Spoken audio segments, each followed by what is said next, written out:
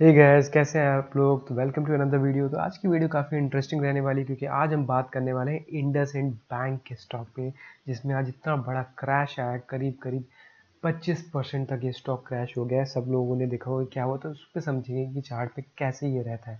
तो देखो, इंडसइंड बैंक काफ़ी ज़्यादा न्यूज़ में है इस टाइम पे, एंड 20% से ज़्यादा क्या 25% तक की गिरावट आ चुकी है। तो अब इसमें क्या करना चाहिए, क्या हम शॉर्ट करेंगे या फिर इसको कैसे देखना है, तो इसको हम समझेंगे। 5 साल की सबसे बड़ी गिरावट आज हुई है। जो भी स्कैम बाहर आया, इस पर हम आज बात करने वाले हैं। 1 साल में आधा हो गया ये स्टॉक, एंड इस स्टॉक की इसीलिए बात करनी ज़रूरी है क्योंकि एक तरीके का आप समझ लो केस स्टडी इससे आप कर सकते हो, कैसे ऐसे स्टॉक से आप बच सकते हो और इसमें फंसने से कैसे बचें ऐसे स्टॉक में। क्योंकि अगर आप लॉन्ग टर्म होल्डर होगे तो आप ज़रूर इसमें फंस जाओगे।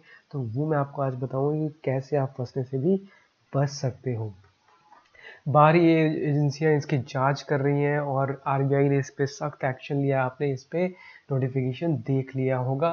और इसमें ना जापान में येन, जापान की जो करेंसी होती है, येन डॉलर का जो ट्रेडिंग होती है, उसके अंदर का इसका एक स्कैम बाहर आया। जो इनका डेरिवेटिव सेगमेंट है उसका इसमें नुकसान जो है वो छुपाया गया है, करीब करीब 1500 करोड़ तक का। इंडसइंड बैंक का रिटर्न अगर आप देखोगे तो पिछले एक हफ्ते से 30% से भी नीचे चला गया है। एक महीने में 33%, 3 महीने में 30% और एक साल में 50% से ज़्यादा गिर चुका है। और जितने भी म्यूचुअल फंड्स हैं सबकी सबके लेने की देनी करके स्टॉक ने, क्योंकि इसका अगर इन्वेस्टिंग पॉइंट ऑफ व्यू से भी देखोगे तो जिसका लोन ग्रोथ है, मतलब जो भी एनपीए होता है ना, जिससे किसी ने लोन लिया फिर वो लोन वापस नहीं कर पा रहा है, तो वो एनपीए भी बढ़ता जा रहा है।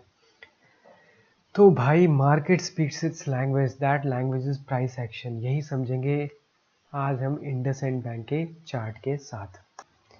तो मैं एक प्राइस एक्शन ट्रेडर हूँ और मैं मार्केट की लैंग्वेज, प्राइस, उसके एक्शन से कैसा प्राइस बिहेव कर रहा है, उससे कैसे इसको हम कर सकते हैं, उस पर बात करने वाला हूँ।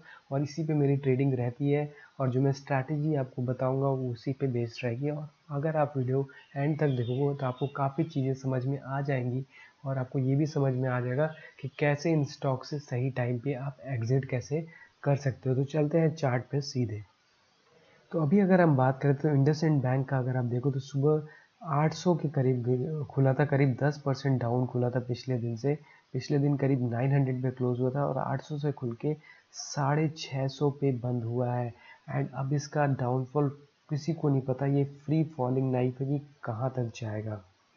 तो सबसे पहले तो ये जानना ज़रूरी है कैसे ऐसे स्टॉक्स में फंसने से बचना है। आप कैसे बच सकते हो ऐसे स्टॉक्स में कि आप ना फंसो। क्योंकि अगर आप इन्वेस्टर हो, आपने स्टॉक्स लिए होंगे 10-15, जो भी डिफरेंट डिफरेंट कंपनीज के स्टॉक्स आपने ले रखे होंगे, तो ऐसे स्टॉक्स में से कैसे सही टाइम पे एग्जिट करें वो इस वीडियो में हम समझने वाले हैं।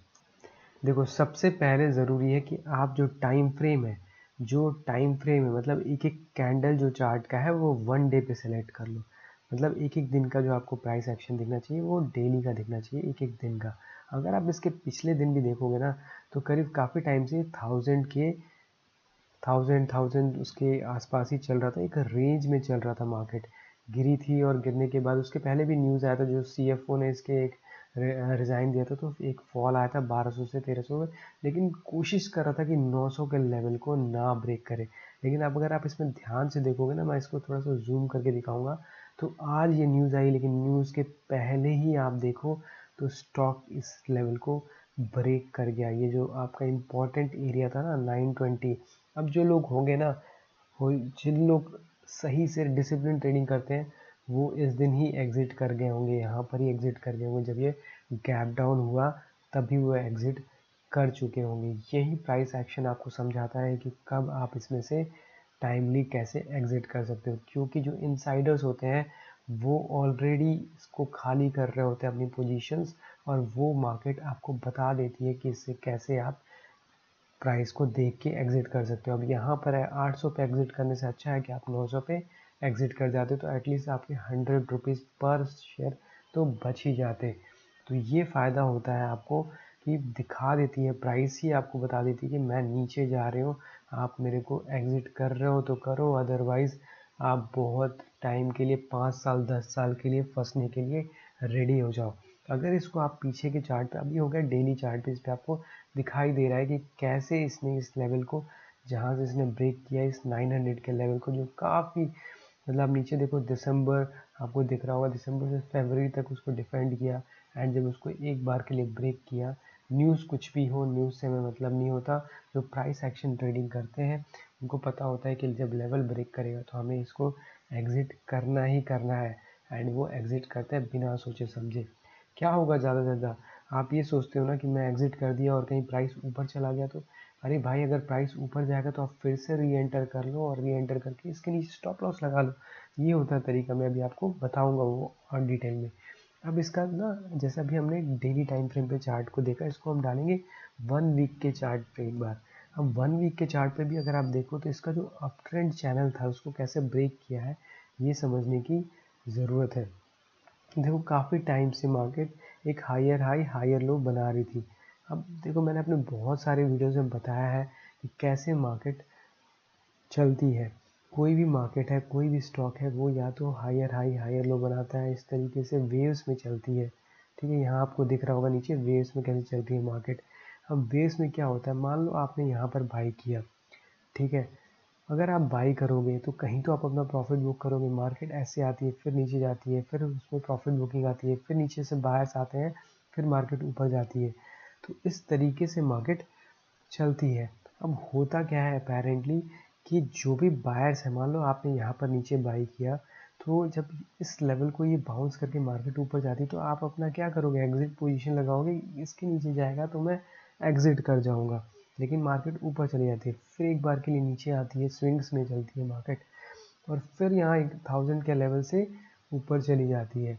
अब क्या होगा, आप जो नीचे बायर्स हैं, जिन्होंने लॉन्ग टर्म के जो इन्वेस्टर्स हैं, उन लोगों ने जो नीचे बाइंग करी है, वो इस लेवल्स को अपना स्टॉप लॉस को ट्रेल करते हैं। मतलब कि यहाँ से अपनी जो पोजीशन उसको ऊपर ले आते हैं कि इसके नीचे अगर आएगी मार्केट तो हम एग्जिट कर जाएंगे, लेकिन मार्केट फिर ऊपर चली जाती है।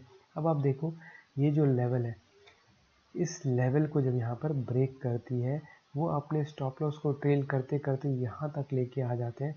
और एक बार के लिए जब ये चैनल है, जो चैनल को जब ब्रेक होता है ना, उस चैनल को ब्रेक होने पर ही एक बड़ी पैनिक आती है और एक शार्प सेल ऑफ आता है। मतलब बेसिकली मार्केट का जो अप ट्रेंड है, वो अप ट्रेंड से डाउन ट्रेंड में कैसे चेंज हो जाता है, यही चीज़ आपको समझने की ज़रूरत है। तो देखो आपको क्या करना है, आपको वीकली चार्ट खोलना है। ये आपके सामने वीकली चार्ट है। अगर आप देखोगे तो 2020 से, कोविड से ये चार्ट खुला हुआ है आपके सामने, तो पिछले 4 साल से ये मार्केट अप ट्रेंड में चल रहा था। एंड जब भी मार्केट अप ट्रेंड में चल रहा होता है, मान लो इस तरीके से, एक सेकेंड, मार्केट एक वेव्स में चलती है, जैसे मैंने आपको बताया। तो जिस तरीके से ऐसे ऐसे आप देखो यहाँ पर चलता जाता है और नीचे इसके लोज को हम कनेक्ट करते जाते हैं और अपना स्टॉप लॉस बढ़ाते जाते हैं। अगर हमने यहाँ पर बाई किया तो हमने स्टॉप लॉस को धीरे धीरे रेस करके यहाँ तक ले आते, लेकिन एक पोजीशन के बाद क्या हुआ कि स्टॉप लॉस इस लेवल के नीचे तक आ गया। मतलब जब हमने अगर स्टॉप लॉस इसके नीचे अब लगा दिया है और हम बायर्स हैं, नीचे से बैठे हैं, तो जब उस लेवल को ये ब्रेक करेगी मार्केट तो पैनिक होता है। पैनिक कैसे होता है कि पहले एक बंदा एक कंपनी बेचना शुरू करती है, म्यूचुअल फंड्स, फिर कोई न्यूज़ आती है और फिर मार्केट का ट्रेंड चेंज हो जाता है। इस तरीके से अगर आप वीकली चार्ट पे देखोगे ना, तभी आपको समझ में आएगा। क्लैरिटी तभी मिलेगी जब आप वीकली चार्ट पे इसको समझने की कोशिश करोगे। और वीकली चार्ट पे आप नीचे के लोज को कनेक्ट करो एंड उस लो को देखो। उस लो से भी ये जो हाई है, एक बार के लिए जब आपका रेजिस्टेंस, एक बार जो रेजिस्टेंस था, यहाँ पर देख सकते हो आप रेजिस्टेंस है, इसको इसने यहाँ पर ब्रेक किया तो वापस आके उसी जगह से सपोर्ट लेता है। आप देखो काफ़ी टाइम तक यहाँ पर सपोर्ट लिया है, लेकिन जब उस सपोर्ट को ब्रेक किया तो लोगों का पेशेंस खत्म हुआ, लोगों ने अपनी पोजीशंस एग्जिट करनी ऊपर ही शुरू कर दी, जो कि 1300-1400 के लेवल पे है। वो वेट नहीं कर रहे 600-700 का। अब इसमें वो एंटर कब तक नहीं करेंगे, वो एंटर तब तक नहीं करेंगे जब तक इसका ट्रेंड चेंज नहीं होगा। मार्केट का ट्रेंड कैसे चेंज होता है वो भी अब हम समझते हैं। तो जिस तरीके से मार्केट नीचे जाती है, उसी पैटर्न में ऊपर भी जाती है। मैं आपको दिखाता हूँ कैसे। जैसे मैंने आपको बताया कि वेव्स में मार्केट चलती है इस तरीके से, अगर ऊपर जा रही है तो हायर हाई हायर लो बनाती है, और इस तरीके से आप नीचे के डॉट्स को कनेक्ट करते हो तो आपको एक बुलिश पैटर्न मिलता है। उसी तरीके से जब मार्केट नीचे गिरना शुरू करती है तो इसी तरीके से गिरती है। और जब तक ये ऊपर का ये जो लेवल है वो नहीं ब्रेक करता, तब तक मार्केट इसी चैनल में डाउन ट्रेंडिंग में रहती है। और जब इसको ब्रेक करना होता है तो ये पहले उस जगह पे आती है, फिर यहाँ से इस तरीके से ब्रेक करती है। मैं आपको फिर से दिखाता हूँ। होता क्या है, मान लो मार्केट नीचे गिर रही है इस तरीके से, लगातार नए लो बना रही है, तो एक जगह जाकर कहीं पर किसी लेवल पर आकर मार्केट एक डबल बॉटम फॉर्म करता है। डबल बॉटम जब फॉर्म करता है और पिछला जो हाई होता है वहाँ पर इसको ब्रेक करे और उसके ऊपर चला जाए, तो फिर क्या होगा, हम इसमें बाइंग करेंगे। नीचे आने का रीटेस्ट बनेगा। तो फिर जब इन दोनों डॉट्स को कनेक्ट करोगे तो मार्केट फिर इस तरीके से ऊपर ऐसे ऐसे चलती है। तो इस तरीके से ट्रेंड चेंज होता है। तो अब इसमें देखने वाली बात है कि इसमें फॉल आना शुरू कहाँ से हुआ। तो फॉल आना अगर आप शुरू हो देखोगे तो ये हुआ है ऊपर कि अगर हम डॉट्स कनेक्ट करें तो इस तरीके से आपको दिखेगा। तो अब आपके डॉट्स कनेक्ट हो गए हैं। अब आपको चैनल मिल गया है कि मार्केट जो है वो इस तरीके से गिर रही है। ठीक है, अब आपको दिख रहा है इस तरीके से ये इंडसइंड बैंक गिर रहा है और ये आपका बन गया डाउन ट्रेंड चैनल। अब होना क्या है, ये आपका पिछला जो है रेजिस्टेंस बन गया। अब इस रेजिस्टेंस के ऊपर अगर क्लोज हो जाती है, ये रेजिस्टेंस मान लो, इस रेजिस्टेंस के ऊपर जाना चाहिए मार्केट, यहाँ से ब्रेक करके ऊपर निकलनी चाहिए एक बार के लिए। अगर ये ऊपर निकल जाए तो अब ये ऊपर निकलने का लेवल क्या है, वही लेवल है 900 का जहाँ से इसमें गैप डाउन आया था। अब 900 के लेवल पे ऊपर जाएगी, फिर इसमें अगर हल्की सी पुल बैक आता है, इसको बोलते हैं पुल बैक रीटेस्ट बोलते हैं, कि उसी जोन से जहाँ से मार्केट, आप देखो इधर भी है, यहाँ भी आपको मिलेगा वही एरिया, और इसी जगह से आकर यहाँ पर इसमें एक आपको बुलिश कैंडल मिले, यहाँ पे थोड़ी बाइंग दिखे इंट्राडे में, तो फिर आप बाई करोगे और उसके नीचे स्टॉप लॉस लगाओगे डे लो, और फिर इसको हम ऊपर जाने देंगे। तब हम कहेंगे कि मार्केट का जो ट्रेंड है वो चेंज हो गया और इस तरीके से इसमें आप राइड कर सकते हो। तो ये होती है पोजिशनल ट्रेडिंग, इस तरीके से ट्रेड किया जाता है किसी भी स्टॉक में। तो आई होप अब आपको क्लियर हो गया। देखो इसमें ये भी हो सकता है कि ये एक बाउंस, एक डेड कैट बाउंस जो बोलते हैं, कि थोड़ा सा इसमें बाउंस आएगा, लेकिन फिर क्या होगा, जो इंट्राडे ट्रेडर्स हैं या जो शॉर्ट ट्रेडिंग करते हैं वो इसको शॉर्ट करेंगे, या जो लोग एग्जिट नहीं कर पाए वो थोड़ी सी भी ऊपर आएगा 800 तक, इसमें से एग्जिट कर मारेंगे, तो ये और नीचे भी जा सकता है। तो जब तक ये इस लाइन को फॉलो करेगा तब तक ये ऐसे नीचे जाता रहेगा। हमें क्या वेट करना है, हमें वेट करना है कि पिछला, जैसे मान लो जब भी ये नया लो बनाता है तो उसके पीछे का हाई, जैसे यहाँ पर नया लो बनाया तो जो पीछे का हाई है, ये वाला जो एरिया है, इसके ऊपर मार्केट जानी चाहिए और अच्छी खासी ऊपर जानी चाहिए, एटलीस्ट 50% ऊपर जाए, तब इसको हम बोलते हैं कि हाँ मार्केट का ट्रेंड चेंज हो रहा है। और उसके बाद नीचे की साइड जब आएगी, यहाँ पर कहीं फिर से इसमें इंट्राडे में बाइंग आनी चाहिए, तब हम इसमें एंटर करेंगे और इसके नीचे अपना स्टॉप लॉस लगाएंगे।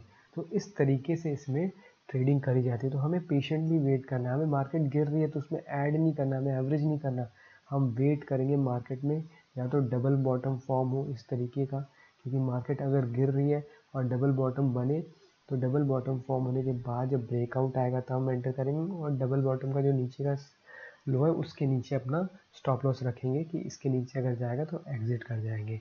तो आई होप अब आपको क्लियर हो गया हो कि इंडसइंड बैंक भी कैसे आपको एंटर करना है, कि अगर नीचे जा रही है तो ज़रूरी नहीं है कि आप फॉलिंग नाइफ कैच करो।